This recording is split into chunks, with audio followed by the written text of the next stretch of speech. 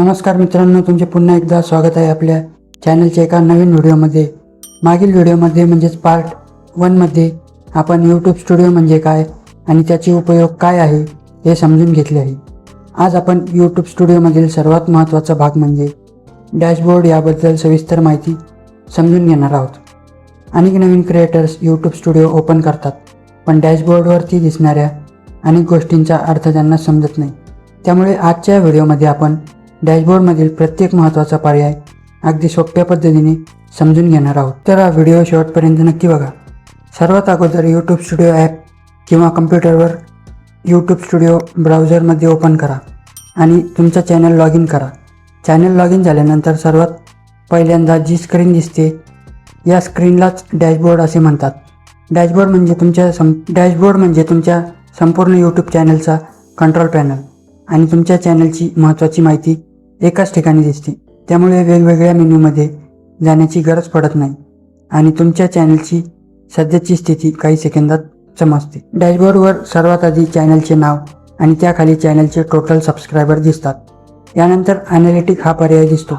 यामध्ये आता इथे व्ह्यू, वॉच टाईम, सबस्क्रायबर आणि रेव्हेन्यू हे 4 ऑप्शन दिसतात। यानंतर खाली या 4 ऑप्शनमधील सबस्क्रायबरवर आणि रेव्हेन्यू म्हणजे आपल्या चॅनलची कमाई हे चॅनल मॉनिटाईज झाल्यानंतर दिसते आणि या 4 ऑप्शनमध्ये दिसणारा वॉच टाईम, व्ह्यू, सबस्क्रायबर आणि रेव्हेन्यू हा फक्त 28 दिवसाचा दिसत असतो आणि हे चेक करणे खूप गरजेचे आहे, जेणेकरून तुम्हाला कळेल की आपल्या चॅनल कशा प्रकारे ग्रोथ करत आहे। यानंतर खाली लेटेस्ट व्हिडिओ परफॉर्मन्स दिसत आहे। येथे तुम्ही नुकताच अपलोड केलेला व्हिडिओ कसा परफॉर्मन्स करत आहे हे दिसत आहे। त्या व्हिडिओला किती व्ह्यू आले, किती वॉच टाईम मिळाला, किती लाईक्स आणि किती कमेंट्स आले, किती सबस्क्रायबर वाढले याची माहिती येथे मिळते। जर व्हिडिओ चांगला चालत असेल तर त्याच प्रकारे आणखी व्हिडिओ बनवण्याचा विचार तुम्ही करू शकता आणि परफॉर्मन्स कमी असेल तर थंबनेल, टायटल किंवा टॉपिकमध्ये सुधारणा करण्याची गरज आहे का हे तपासता येते। डॅशबोर्डमध्ये लेटेस्ट कमेंट किंवा कम्युनिटी हे ऑप्शन देखील दिलेले आहे। तुमच्या नवीन व्हिडिओवर कोणत्या व्ह्यूअरने कमेंट केली आहे हे येथे दिसते।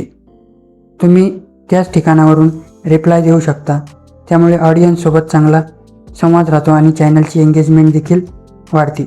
आता इथे सर्वात शेवटी तुम्हाला जर यूट्यूबचे शॉपिंग म्हणजे ॲफिलिएट ऑप्शन ऑन झाले असतील तर ते देखील येथे दिसते। आता पुढे बघूया। वरती बेल आयकॉनमध्ये न्यूज आणि क्रिएटर अपडेट्स हा विभाग दिसू शकतो। येथे यूट्यूबकडून नवीन फीचर, पॉलिसी अपडेट, नवीन नियम किंवा महत्त्वाच्या घोषणा दिल्या जातात। यूट्यूबमध्ये काय बदल झाले आहेत हे सर्वात आधी डॅशबोर्डवरती बेल आयकॉनमध्ये समजते, म्हणून हा बेल आयकॉन दुर्लक्ष करू नका। नियमितपणे तो चेक करा, म्हणजे नवीन अपडेट आला की तुम्हाला सर्वात अगोदर समजेल। आता डॅशबोर्डमध्ये वरती बेल आयकॉनच्या बाजूला हे प्लसचे जे ऑप्शन दिसत आहे ते ऑप्शन व्हिडिओ अपलोडिंगसाठी आहे। तुम्ही ह्या ऑप्शनच्या मदतीने यूट्यूब स्टुडिओमधून सुद्धा व्हिडिओ अपलोड करू शकता। तर डॅशबोर्डचा सर्वात मोठा फायदा म्हणजे चॅनलवर काय सुरू आहे याची माहिती लगेच मिळते। वेळी ॲनालिटिक किंवा कंटेंट टॅबमध्ये जाण्याची गरज नसते।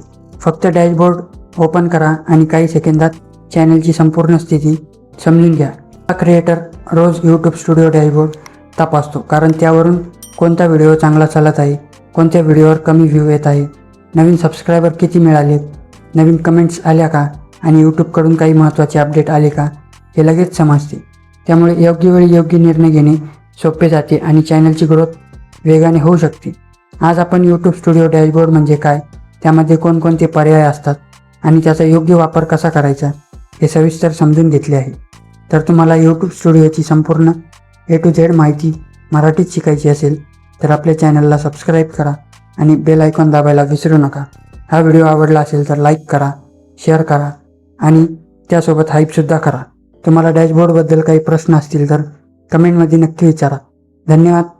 भेटूया पुढच्या व्हिडिओमध्ये। आपण पुढच्या व्हिडिओमध्ये कंटेंट टॅब म्हणजे काय आणि त्याचा यूज कसा करायचा या विषयावर सविस्तर माहिती बघणार आहोत। धन्यवाद।